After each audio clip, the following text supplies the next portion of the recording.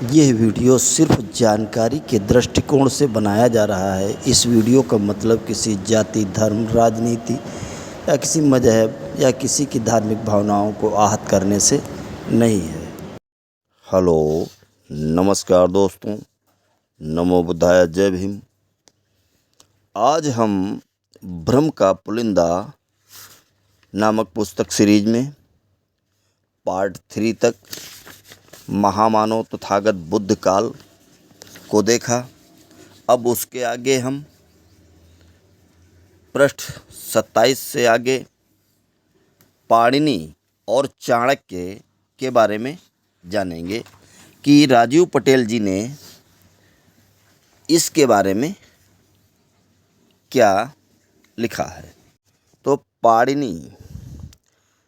पाणिनि भ्रामिकों ने संस्कृत भाषा का जन्म एक अज्ञात लाखों वर्ष पूर्व के नाम का भ्रम तो फैला दिया, परंतु उस संस्कृत भाषा की लयबद्धता के लिए व्याकरण वाले को स्थापित करना भूल गए थे, जिसकी वजह से इन भ्रमशीलों को संस्कृत व्याकरण के लिए ईसा से लगभग 600 ईस्वी पूर्व में जाकर के जन्म का सही समय अभी तक निश्चित नहीं हुआ है और अज्ञात स्थान भी अभी तक लोग निश्चित नहीं कर पाए कि इनको जन्म होना कहाँ और किसके घर में दिखाया जाए। फिर भी एक अदृश्य भ्रमिक विद्वान को पैदा कराना पड़ गया, जिसका नाम इन्होंने पाणिनि रखा था। इन गपोड़ियों के अनुसार पाणिनि संस्कृत के एक प्रकांड विद्वान हुआ करते थे। इसी वजह से पाणिनि ने संस्कृत व्याकरण में अष्टाध्यायी और अष्टाध्यायी 8 अध्यायों वाली महर्षि संग्रहालय द्वारा रचित संस्कृत व्याकरण का एक अत्यंत प्राचीन ग्रंथ 600 ईस्वी पूर्व लिखा था, जिसमें 8 अध्याय हुआ करते थे और प्रत्येक अध्याय में 4 पाद थे और प्रत्येक पाद में 38 से 220 सूत्र हुआ करते थे। इस प्रकार अष्टाध्यायी में 8 अध्याय, 32 पाद और सभी मिलाकर के लगभग 4000 सूत्र होते हैं। परंतु पाणिनि द्वारा लिखा हुआ यह अष्टाध्यायी संस्कृत व्याकरण ग्रंथ आज तक किसी खुदाई से नहीं प्राप्त हुआ। पता नहीं भ्रामिकों को कौन से सूक्ष्मदर्शी यंत्र द्वारा पाणिनि द्वारा लिखित अष्टाध्यायी पुस्तक दिख गई और उस पुस्तक के अंदर की लिखी हुई ज्ञान की सारी जानकारी इन्हें मिली। मध्य प्रदेश के सतना जिले में भरहुत स्थान से एक शिलापट मिला है, जिसको देखकर इन भ्रमशीलों द्वारा आज पाणिनि को स्थापित किया जा रहा है। इसे आप लोगों के बीच रख रहा हूँ। आप लोग इस शिलापट को गौर से देखें और सही में यह अगर पाणिनि का शिलापट है तो आप अपने शिलापट में धम्मलिपि यवमज्ज लिखा हुआ स्पष्ट नहीं हुआ है। इसके बाद कुछ शब्द क्यों लिखा है? या तो यह पाणिनि नहीं है या अभी तक पाणिनि के नाम पर चली भाषा को संस्कृत बनाकर लोगों को झांसा दिया जा रहा है। सबसे बड़ी बात यह है कि आज तक ब्रह्मवादियों को पाणिनि का जन्म स्थान और जन्म समय की सही जानकारी नहीं है। फिर भी सभी लोगों के बीच में पाणिनि और उसके द्वारा विकसित संस्कृत का होना बताते आए हैं। यह चित्रकारी की हुई शिलापट भरहुत में खुदाई से मिली है। इस चित्र को देखकर वेदवाणी वितान प्राच्य विद्या शोध संस्थान के निदेशक सुधुम्मन आचार्य ने इसे संग्रहालय और वर रुचि में से जुड़ी कहानी का हिस्सा माना है। अब कैसे हिस्सा माना है इसके बारे में कुछ लिखा नहीं है। एक बात और बता दूं कि धम्म लिपि, जिसे आज साहित्यिक भाषा के रूप में प्राकृत लिपि या ब्राह्मी लिपि कहा जाता है, उसकी वर्णमाला द्वारा वैदिक संस्कृत कभी नहीं लिखी जा सकती, क्योंकि वैदिक संस्कृत में चंद बिंदु, शब्दों के अंत में हलंत, विसर्ग और सबसे ज़्यादा वर्णमाला ऋषि, औ, आह, शा, खा, छत, त्रक, ज्ञा से बनने वाला शब्द है, जो कि धम्म लिपि या ब्राह्मी लिपि की वर्णमाला में स्वर और व्यंजन नहीं होते हैं।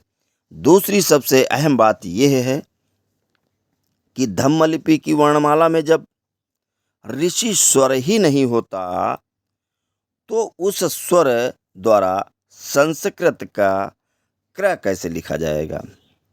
नीचे धम्म लिपि लिखा हुआ पूरा अभिलेख रख रहा हूँ। इसको देख करके कोई भी बताए कि चंद्र बिंदु, हलंत, विसर्ग और ऋषि का उपयोग कहाँ पर हुआ है।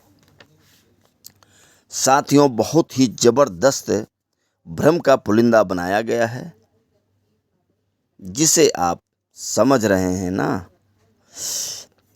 धम्म लिपि की वर्णमाला द्वारा कभी भी वैदिक भाषा या पुराण की भाषा संस्कृत का लेखन या वाचन नहीं किया जा सकता। इन भ्रमशीलों तीसरी एक और बात की जानकारी दे दूं।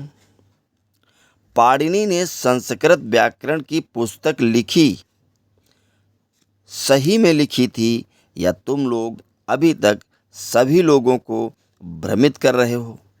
चलो माना कि पाणिनि ने सही में पुस्तक लिखी, परंतु वह पुस्तक आज है कहाँ। आज इस बात की जानकारी कितने लोगों को है कि ईसवी सन से लेकर ईसा पूर्व 600 वर्ष तक में जो भी लिखा हुआ मिला या लिखा जाता था, वह सभी शिलाओं पर अर्थात पत्थरों पर, जिसे शिलालेख कहते हैं, क्योंकि उस समय लेखन के लिए कागज, ताम्रपत्र या भोजपत्र, ताड़पत्र या अन्य किसी वस्तु का आविष्कार नहीं हो पाया था। इसी वजह से उस समय के लोग अपने लेखन के लिए शिलाओं के अलावा कुछ भी उपयोग में नहीं लाते थे। फिर भाट भगेड़ा महोदय अपने संस्कृत लेखन वाले भ्रम पर कुछ बोलो तो सही कि शिलाओं पर लिखा हुआ पाणिनि का वह संस्कृत व्याकरण किस जगह की खुदाई से मिली है और आज के समय में पाणिनि का वो लिखित शिलालेख किस म्यूजियम या संग्रहालय में सुरक्षित रखा है। मेरी बात अगर तुम्हारे कानों तक पहुंच जाए तो उसके बाद पाणिनि के शिलालेख की खोज, चाणक्य के नीति शास्त्र का शिलालेख, वाल्मीकि का रामायण शिलालेख और मनु का मनुस्मृति शिलालेख, वेद व्यास का महाभारत और गीता का शिलालेख खोज नाम पर धारावाहिक बनाकर दूरदर्शन पर जरूर चलाना, ताकि तुम्हारे ऊपर से लोगों का जो भ्रम का पुलिंदा बनाने की उपाधि लगी हुई है वो दूर हो जाए और तुम्हारे अनुयायियों का विश्वास भी तुम पर हमेशा बना रहे। अभी तक तुम लोग सिर्फ ईश्वर की खोज नाम का धारावाहिक बनाकर दूरदर्शन चैनलों पर दिखाते हो। क्यों, सही बोला ना। इस पुस्तक को पढ़ने के बाद अभिलेख की खोज नाम के धारावाहिक बनाओ, बहुत अच्छा रहेगा। ब्रह्मभाट के वंशज लोग जिस काल में पाणिनि को स्थापित करने में लगे हुए हैं, उस समय मध्य भारत में 16 महाजनपद का उल्लेख मिलता है और इन महाजनपदों का नाम क्रमशः निम्नवत है: मगध, अंग, वज्जी, मल्ल, काशी, कोसल, कुरु, गंधार, कंबोज, अवंती, चेदी, अस्माक, मत्स्य, पांचाल, सुरसेन, वत्स। जिसमें से बिंबिसार का शासन मगध और अंग पर था। उन सभी महाजनपद की अपनी अपनी मुद्राएं होती थीं, जो आज उत्खनन के द्वारा प्राप्त हुई हैं। उन मुद्राओं को पंचमार्क की मुद्रा बोला जाता है। उन सभी पंचमार्क की मुद्राओं पर उस समय की लिपि द्वारा सांकेतिक तौर पर महाजनपद के नाम का पहला अक्षर या उस महाजनपद के प्रमुख व्यक्ति का नाम एक अक्षर अंकित मिलता है, जैसे स, म, व।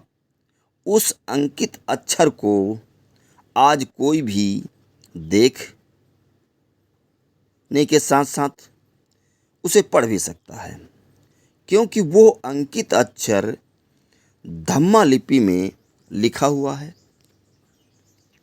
उत्खनन से प्राप्त पंचमार्क की मुद्राओं में से कुछ मुद्राओं पर बड़ी ही विशिष्ट निशान व पहचानें मिली हैं।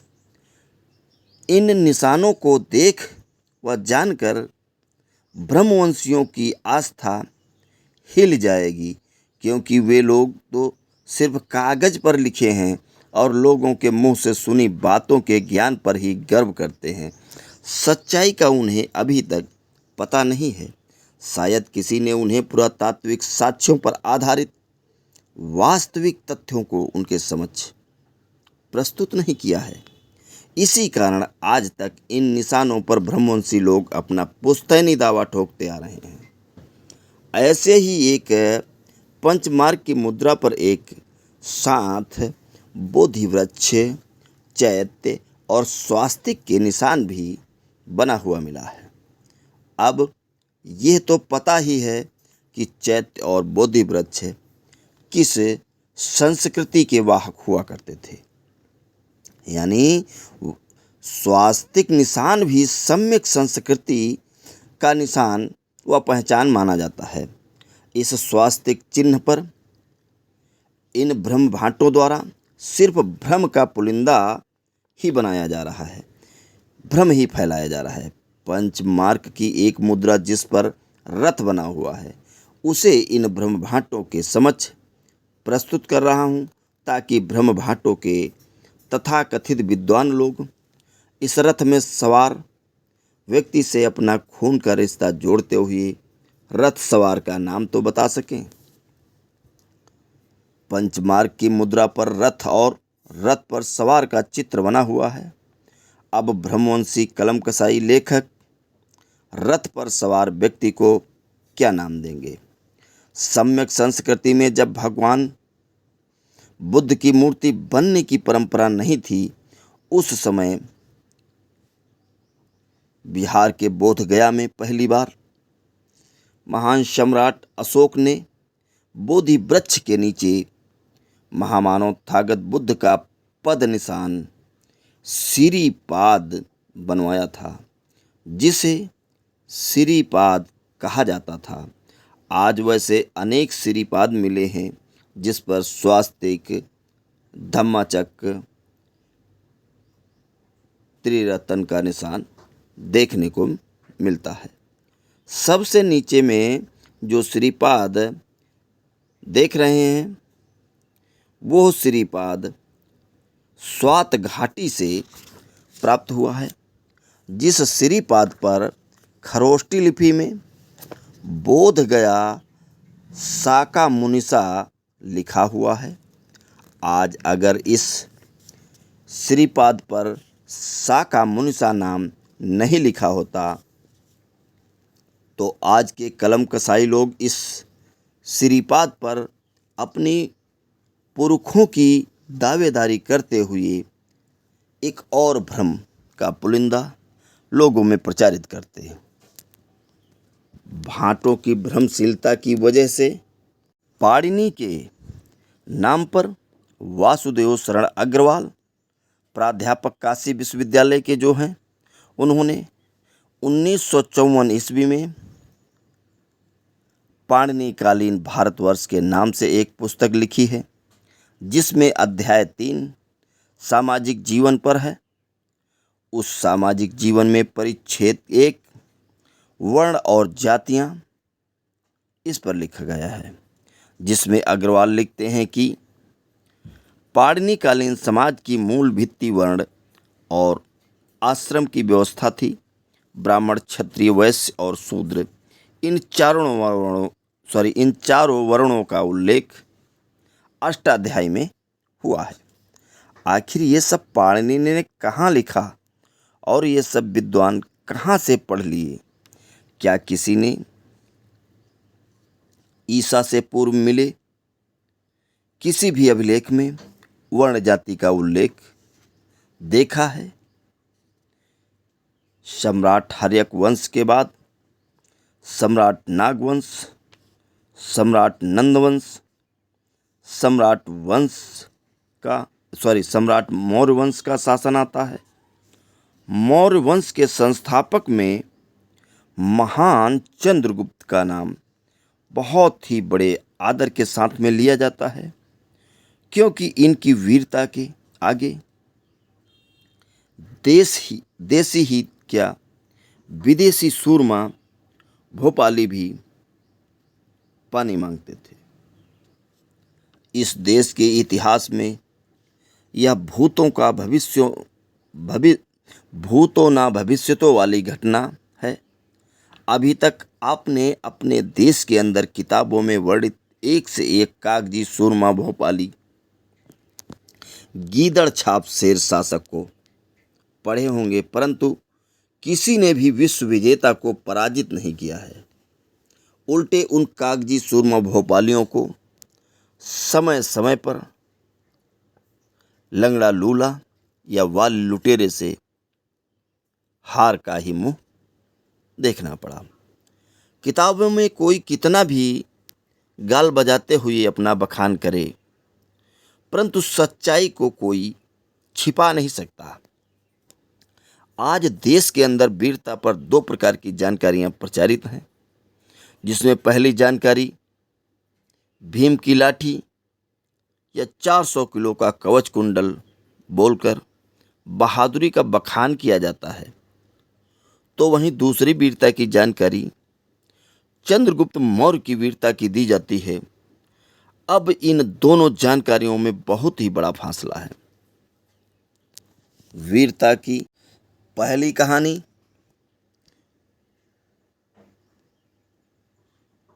देश विदेश में सभी लोगों को बताई जाती है। इसका कारण तो आप लोग समझ ही गए होंगे कि इस पर भी कुछ बताना होगा। बात यह है कि भारत में हर जानकारी को देशी और विदेशी हेतु अलग अलग बनाकर रखा गया है। जैसे भारतीय लोगों के लिए बनी पुस्तकों में आदर्श पुरुष का चयन भ्रमिकों की कथा कहानी वाले पात्रों से किया जाता है, तो वहीं भारतीय पुस्तकें जब विदेशों में जाती हैं और वहाँ के लोग इन पुस्तकों के माध्यम से भारतीय आदर्श पुरुष की जानकारी प्राप्त करते हैं, तो ऐसी पुस्तकों को आदर्श पुरुष का चयन पुरातात्विक रूप से प्रमाणित महामानव थागत बुद्ध और महावीर स्वामी को किया जाता है। चंद्रगुप्त मौर्य और सेल्यूकस का सारा घटनाक्रम पुरातत्व विभाग के द्वारा उत्खनन द्वारा अभिप्रमाणित है। साथ ही इन सभी घटनाओं का वर्णन यूनानी लेखकों के द्वारा अपनी यूनानी भाषा में वर्णित है, उसको भी अंग्रेजी अनुवाद करते हुए प्रमाणित किया गया है। इस पर किसी भी प्रकार का किसी को कोई भ्रम नहीं होना चाहिए या कोई भ्रम न पाले, क्योंकि यह अभी तक के इतिहास में अद्वितीय घटना है। चंद्रगुप्त मौर्य के सत्ता पर बैठने के बाद उत्तर पश्चिम सीमा पर सिकंदर अर्थात अलेक्जेंडर के सेनापति सेल्यूकस के साथ भयंकर युद्ध हुआ था, जिसमें सेल्यूकस को अपनी हार का मुंह देखना पड़ा था। और इस हार के बाद सेल्यूकस के अंदर महान सम्राट चंद्रगुप्त मौर्य के नाम से उनके दिमाग में खौफ बैठ गया था, और अब तो उसे किसी भी प्रकार से चंद्रगुप्त मौर्य से संधि की जगत भिड़ानी थी या संधि की जुगत लगानी थी, अन्यथा उसे अपना साम्राज्य खत्म होने का डर सताने लगा था।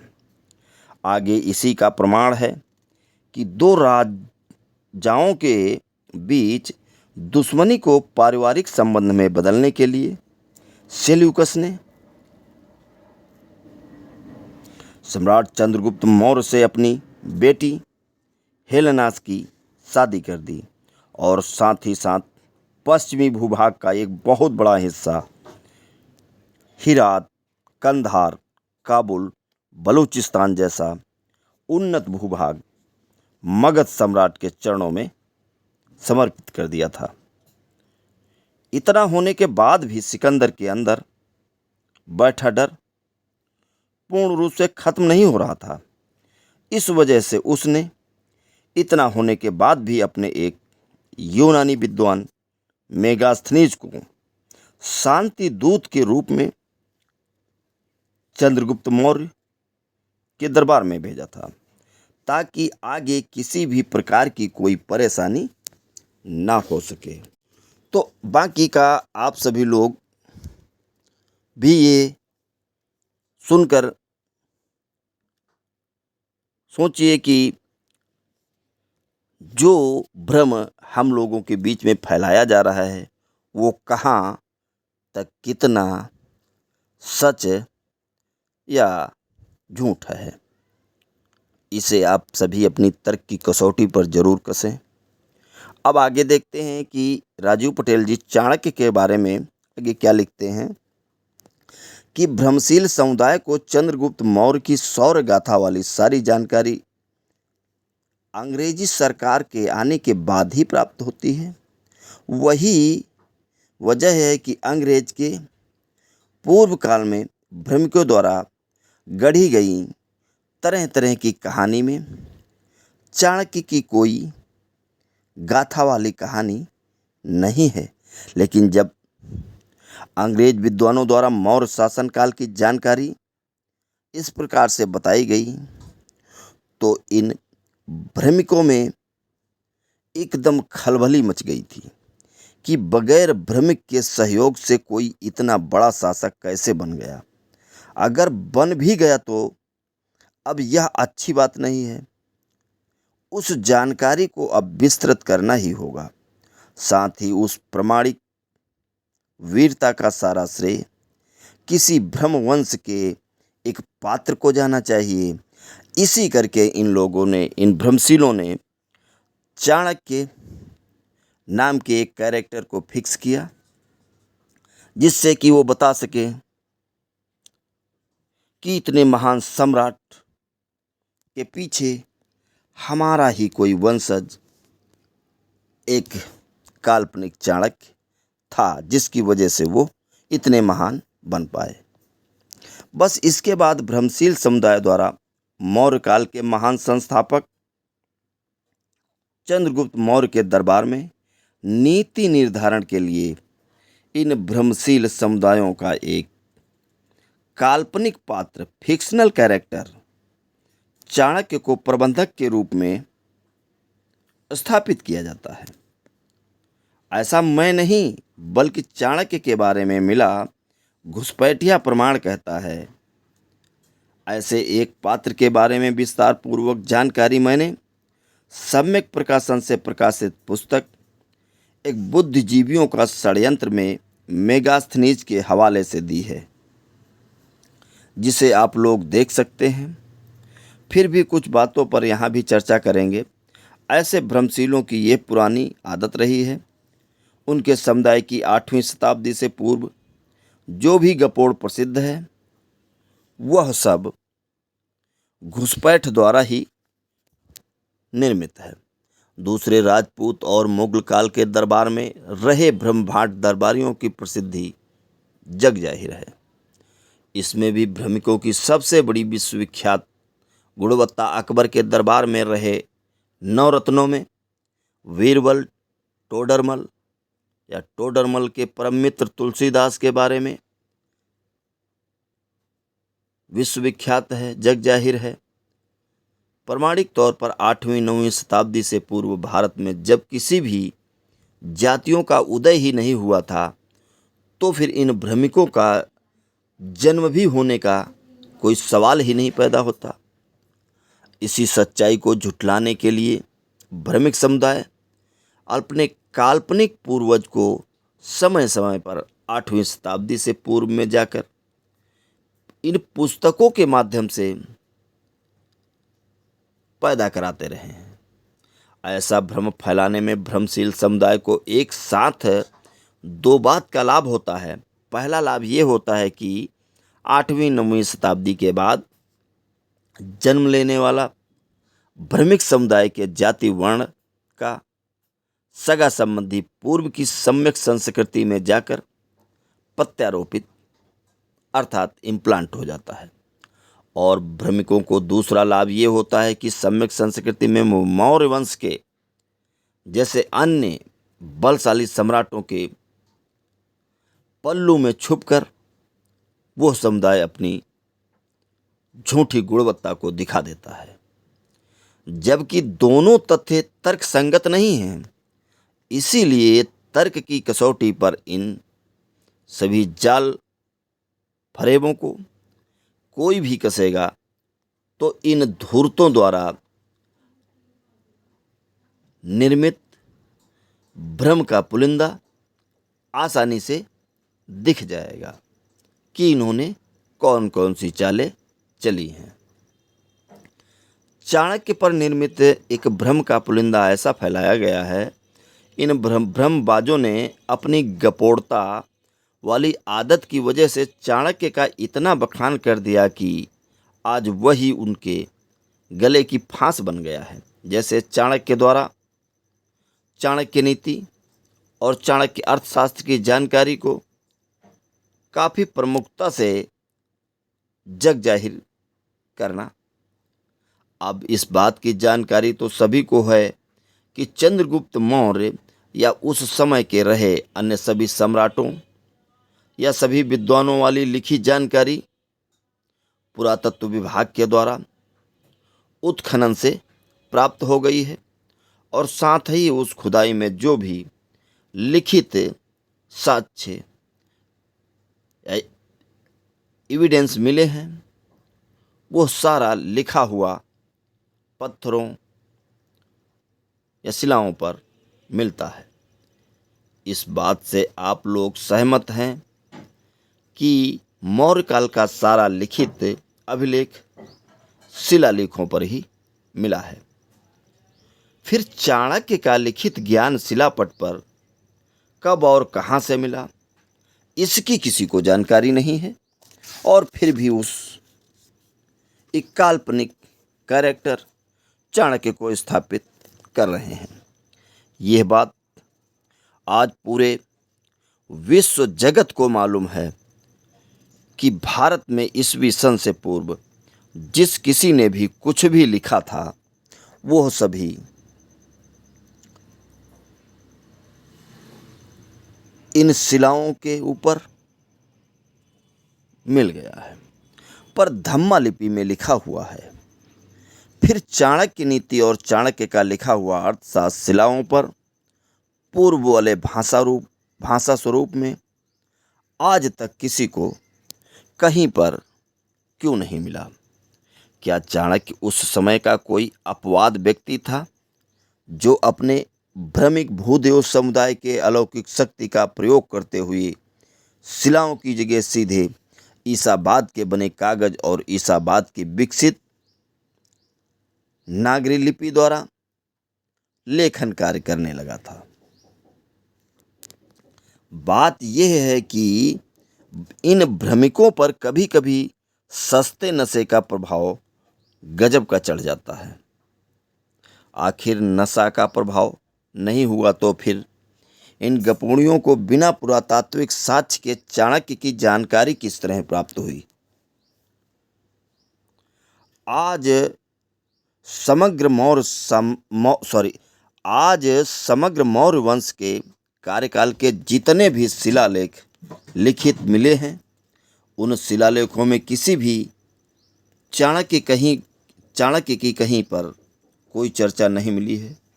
अगर उन शिलालेखों में चाणक्य की कुछ चर्चा नहीं हुई है तो इससे साफ स्पष्ट हो जाता है कि चाणक्य नाम के पात्र को बाद में ही इम्प्लांट अर्थात प्रत्यारोपित किया गया है, भ्रम का पुलिंदा बना करके समाज में प्रचारित किया गया।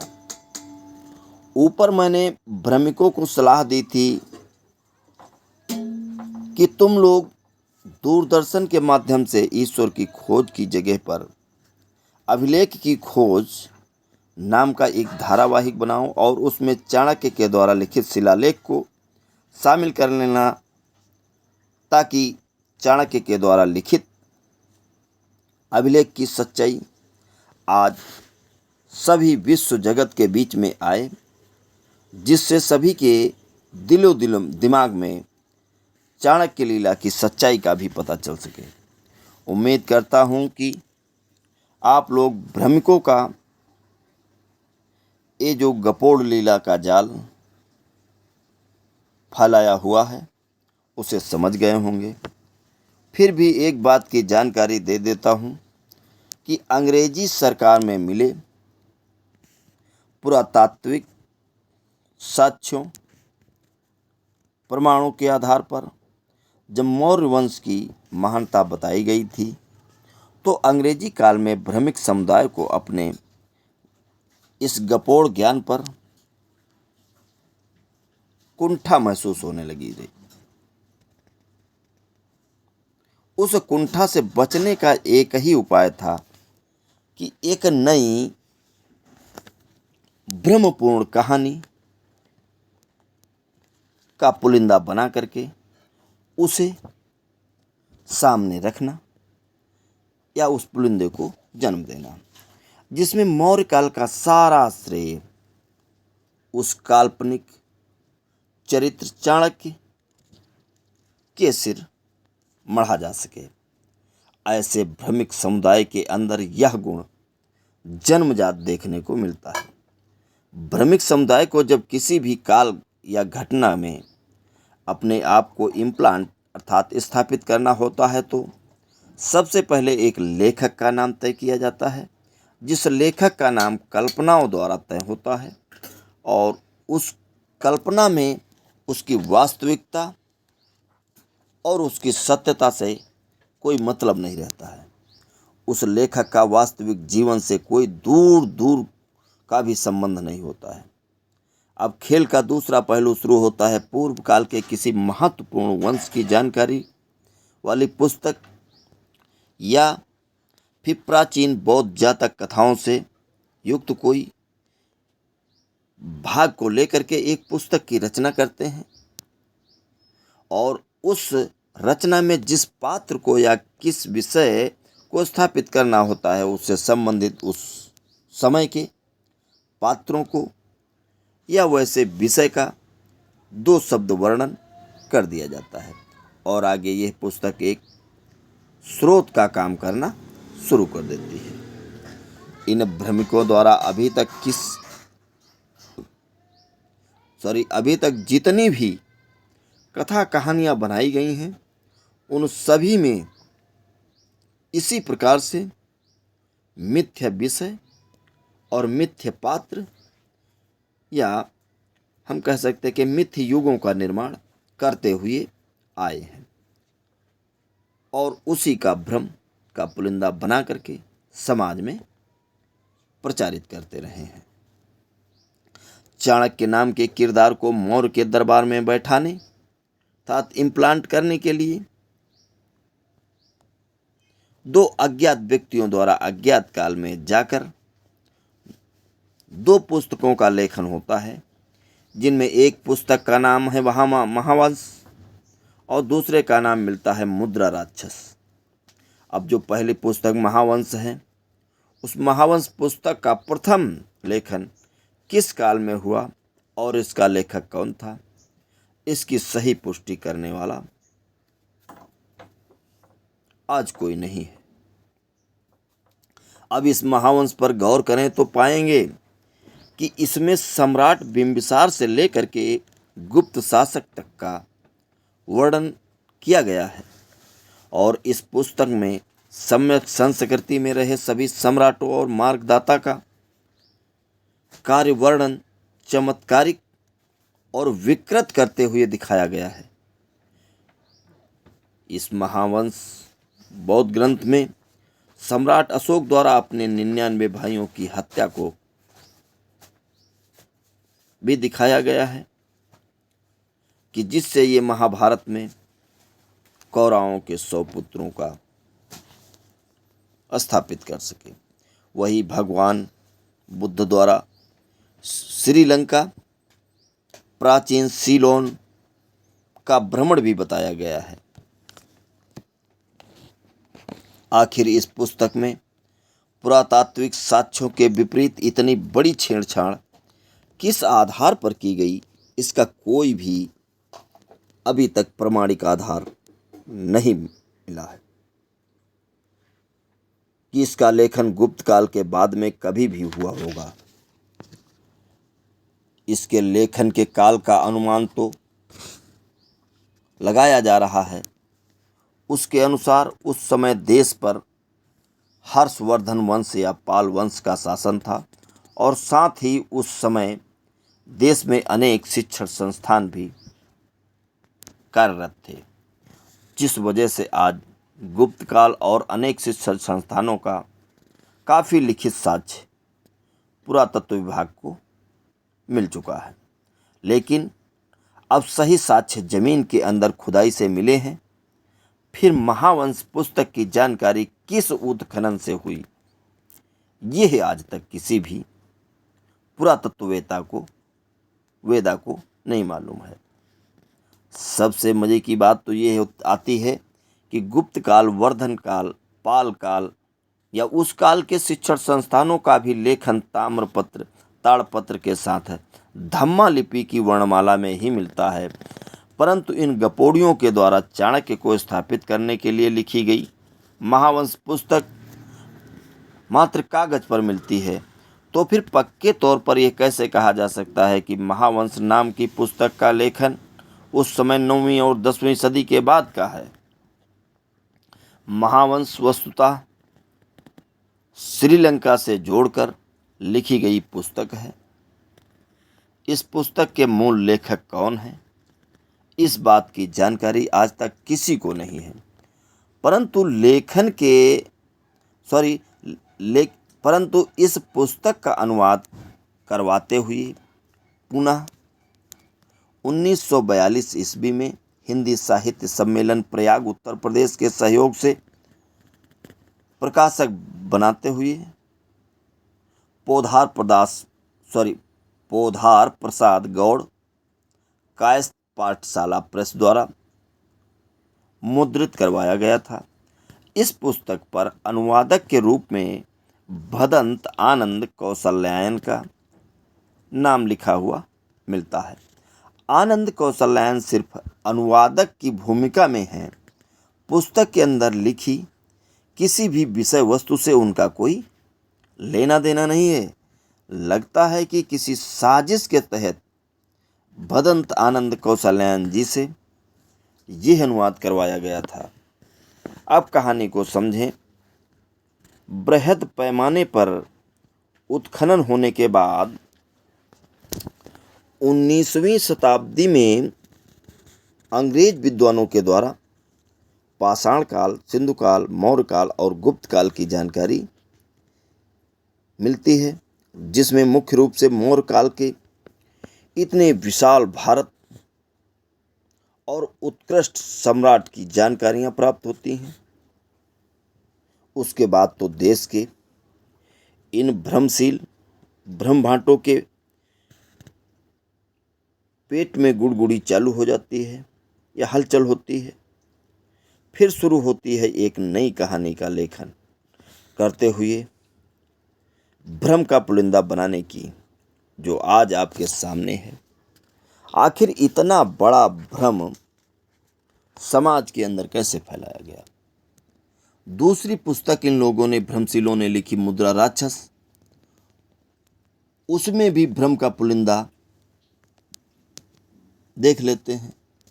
मुद्रा राक्षस के लेखक का नाम विशाखा दत्त अंकित है, जो कि एक संस्कृत भाषा के नाटक के स्वरूप में मिलता है। परंतु विशाखा दत्त द्वारा लिखित मूल रचना की पांडुलिपि अभी तक किसी को नहीं प्राप्त हुई। दूसरी सबसे अहम बात यह आती है कि इस लेखक की जन्म तिथि और जन्म स्थान कहाँ है, इसकी भी जानकारी अभी तक किसी भी पुरातत्ववेदा को नहीं प्राप्त हुई। इस लेखक ने अपनी पुस्तक मुद्रा राक्षस में लिखित जानकारी कहाँ से और कैसे प्राप्त की, इसके बारे में भी कोई सटीक प्रमाण नहीं मिलता है। आखिर क्यों? क्योंकि मौर्य काल की सारी जानकारी अंग्रेजी विद्वानों के द्वारा पुरातत्व विभाग के माध्यम से उत्खनन के बाद पता चलती है। इस नाट्य पुस्तक मुद्रा राक्षस को सन 1850 ईस्वी में बाबू भारतेंदु हरिश्चंद्र के द्वारा पहली बार अनुवाद किया गया था। जिस अनुवादित नाट्य पुस्तक में अंग्रेज विद्वानों के द्वारा दी गई जानकारी का कुछ अंश भी और स्थापित करने वाले पात्र चाणक्य के बारे में भी 2 शब्द वर्णित हैं। बस यहीं से शुरुआत होता है कि एक काल्पनिक पात्र पर एक भ्रम के पुलिंदे को बनाना। अब इन्हीं सब पुस्तकों को आधार मान करके ये भ्रमिक समुदाय के सत्ताधारी तमगा से सुशोभित किसी लेखक का पुस्तक या दैनिक अखबार में संपादकीय लेखन होगा और बस काल्पनिकता की सच्चाई में स्थापना होनी शुरू हो गई, समझो। इसके बाद तो ऐसे पात्रों का शैक्षणिक अध्याय में पदार्पण होना निश्चित ही है। चाणक्य की घटना भी स्पष्ट तौर पर ऐसा ही किया गया है। इसी मौर्य काल में चंद्रगुप्त मौर्य के पौत्र, सम्राटों के सम्राट महान अशोक शासक हुए थे। जिस सम्राट अशोक का दर्जा विश्व के महानतम सम्राटों में कीर्तिमान है, स्थापित है, उनके द्वारा किए गए देश हित, नागर हित, नागरिकों के हित, धर्म के हित कार्य और उनके विस्तृत भारत का शासन क्षेत्र एक अभूतपूर्व मिसाल के तौर पर कायम है। आज तक इतने बड़े भूभाग पर चौथाई भाग पर भी किसी शासक के द्वारा शासन नहीं किया जा सका। उस महान चक्रवर्ती सम्राट अशोक अपने द्वारा किए गए सभी कार्यों को अपने नाम से लिपिबद्ध करते गए थे। अगर सम्राट अशोक वैसा नहीं करते तो आज का ये जो भ्रमिक संगठन या वर्ग है वो उन कार्यों को भी अपने इन फिक्शनल कैरेक्टरों या काल्पनिक पूर्वजों के नाम से ही अंकित करा लेता। परंतु इस बीच सबसे ज़्यादा आश्चर्य तब होता है कि इतना बड़ा और महान सम्राट होने के बाद भी अपने लेखन के लिए सिर्फ शिलाओं का ही प्रयोग किया। लेकिन इनसे पूर्व में भ्रमिक वंश पाणिनि और चाणक्य ने अपनी जानकारी को कागज पर लिखा था। क्या उस समय कागज का आविष्कार हो गया था या इन भ्रमशीलों द्वारा निर्मित कागज के फूलों से आप लोगों को सुगंध आने लगती है? खैर, आप लोग कागज के बने बनावटी फूल से सुगंध का मजा लीजिए, लेकिन सम्राट अशोक या इनसे पूर्व में जो भी लोग अपनी बातों को लिपिबद्ध किए हैं, आज उन सभी का लिखित साक्ष्य शिलाओं पर अंकित मिलता है, जिसको कोई चाह के भी इनकार नहीं कर सकता है। ईस्वी सन से पूर्व प्राप्त सभी अभिलेखों की लेखन वस्तु का प्रकार शिलालेख ही है और लिपि देखने के बाद स्पष्ट रूप से पता चलता है कि ये धम्मा लिपि है। इस वजह से इन पत्थरों पर धम्मा लिपि की वर्णमाला भी पाणिनि द्वारा संस्कृत की पुस्तक, चाणक्य के द्वारा नीति शास्त्र की पुस्तक, वाल्मीकि द्वारा रामायण की पुस्तक और मनु के द्वारा मनुस्मृति की पुस्तक, वेद व्यास के द्वारा महाभारत और गीता की पुस्तकें इन भ्रमशीलों के द्वारा फैलाई गई। कोई भी अन्य पुस्तक जिन्हें ईस्वी सन से पूर्व का स्थापित होना बताया जाता है, वैसा आज तक कुछ भी किसी भी पुरातत्ववेदा को नहीं प्राप्त हुआ। ये सिर्फ इन भ्रमशीलों के द्वारा फैलाया हुआ एक भ्रम का जाल है। उनकी सभी पुस्तकें कागज और वैदिक नागरी वर्णमाला में हैं, तो कागज और नागरी की वर्णमाला बनने के बाद लिखी गई हैं। इन भ्रमशीलों ने देश के अंदर आज इतना भ्रम का वातावरण बना दिया है कि आज ब्राह्मणी मतों के प्रत्येक अनुयायी को संस्कृत भाषा और नागरी लिपि लाखों वर्ष पुरानी लगने लगती है, जबकि वो आज साक्ष्य प्रमाण के अभाव में वास्तविकता से कोसों दूर है। भारतीय ऐतिहासिक काल में शिक्षाओं पर आज तक जो भी लिखा मिलता है, शिलाओं पर आज तक जो भी लिखा हुआ मिला है, उस लिपि को देखकर किसी को नाम जानने में असुविधा नहीं होगी। इसी वजह से महान सम्राट अशोक ने उस लिपि का नाम धम्मा लिपि और समुद्रगुप्त ने धम्म लिपि लिखवाया हुआ मिलता है। प्रस्तुत चित्र में आप लोग भी देख सकते हैं, मौर्य साम्राज्य का समय ईसा से पूर्व 322 से लेकर के ईसा पूर्व 185 तक का रहा है, जिसमें मौर्य साम्राज्य 10 पीढ़ी तक सत्ता पर आसीन रहे।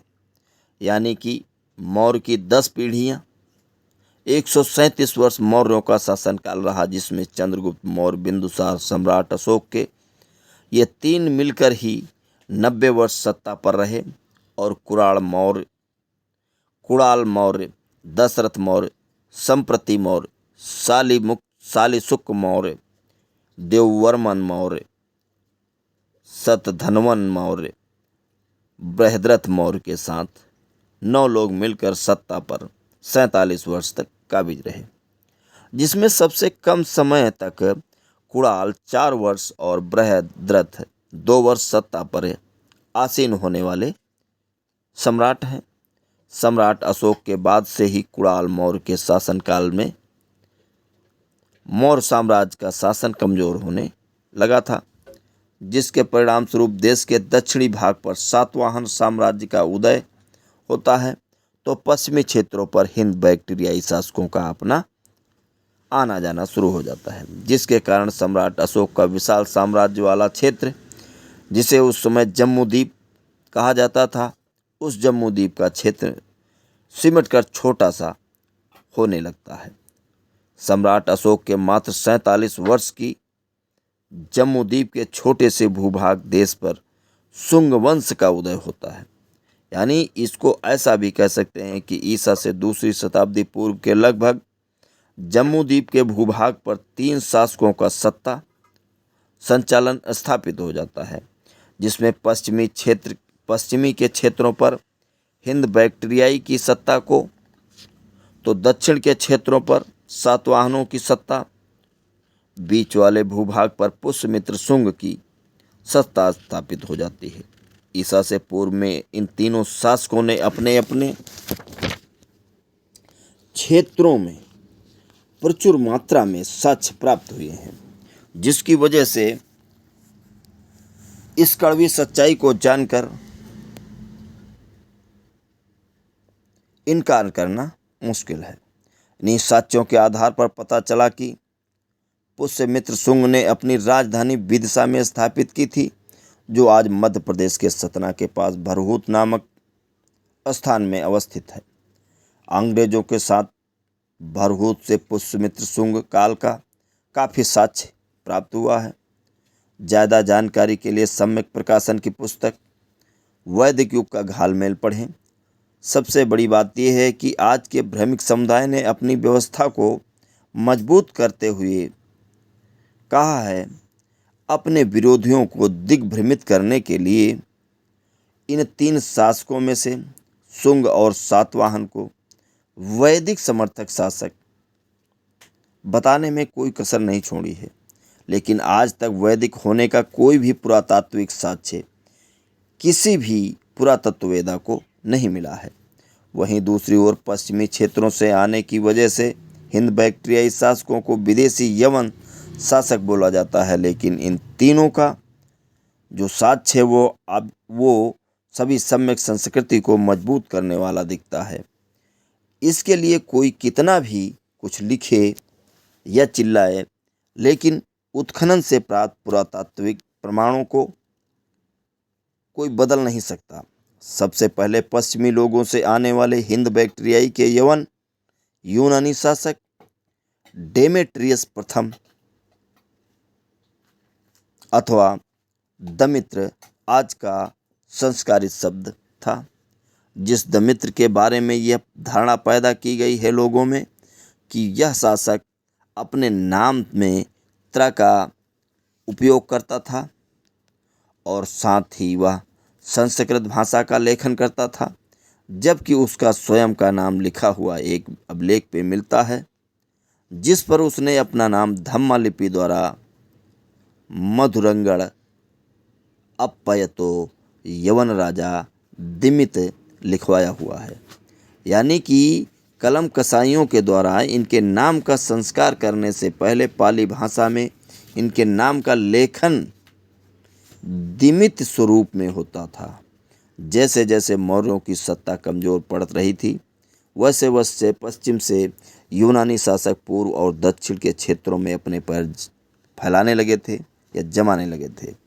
ये सिर्फ पुस्तकों के द्वारा लिखित बताने की बात नहीं, बल्कि उसका जीता जागता प्रमाण आज भी देखने को मिलता है। सातवाहन द्वारा पूना और मुंबई के बीच लोनावाला के पास कार्ला स्थान पर एक गुफा में चैत्य का निर्माण कराया जा रहा था। उस चैत्य निर्माण में यवन द्वारा काफ़ी सहयोग किया गया था। साथ ही उस सहयोग की प्रमाणिकता के लिए यवन शासक के द्वारा प्रदत्त खंभों में ब्राह्मी लिपि अर्थात धम्मा लिपि द्वारा थंभोदान लिखवाया गया था, जिसे आप लोग चित्र में देखकर पढ़ सकते हैं। धेनु काकटा यवनस यशवा धनाना वंभो दानंगड़। इतना ही नहीं, बल्कि यवन शासक सम्यक संस्कृति के अनुयायी थे। इसका प्रमाण उत्खनन से प्राप्त यवन शासक द्वारा प्रचलित की गई मुद्राएं अर्थात सिक्कों से मिला है, जिस पर धम्मचक्र चैत्य हाथी का निशान मिला है, जिसका सेनापति मिनांडर हुआ करता था। मिनांडर आगे महामानव तथागत बुद्ध का अनुयायी बन करके मिलिंद के नाम से काफ़ी मशहूर हुआ, जिसके नाम से आज मिलिंद पन्हो नामक पुस्तक जो कि विश्वविख्यात है और वह त्रिपिटक का हिस्सा भी बन चुकी है। पश्चिमी भाग से देश में जितने भी शासक आए, वे सभी लोग समय के साथ साथ सम्यक संस्कृति में विलीन होते चले गए। उसमें से किन्हीं का कोई स्वतंत्र अस्तित्व आगे नहीं बचा। अब जिसका कोई स्वतंत्र अस्तित्व बचा ही नहीं या बना ही नहीं, तो उसको आज कोई अलग नाम व पहचान कैसे दे सकता है। वे सभी लोग विदेशी होते हुए भी आगे इस देश की सम्यक संस्कृति वाली सामाजिक वेशभूषा में रंगकर देश की मिट्टी में विलीन हो गए। शक शासक द्वारा एक जूनागढ़ अभिलेख लिखा गया था, जिसे आज के इन भ्रमशीलों ने या भ्रमशील लेखकों के द्वारा संस्कृत का अभिलेख कहते हुए भ्रम का पुलिंदा बना रहे हैं। आप लोग उस लेख की लिपि को देखें। अब आगे का भाग अगले एपिसोड में करेंगे। तब तक के लिए धन्यवाद।